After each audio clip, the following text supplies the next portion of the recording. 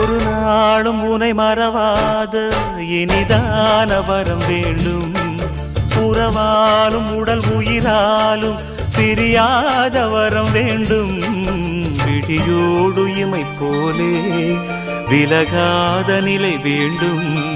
இணையான இளமானே துணையான இளமானே, இணையான இளமானே துணையான இளமானே.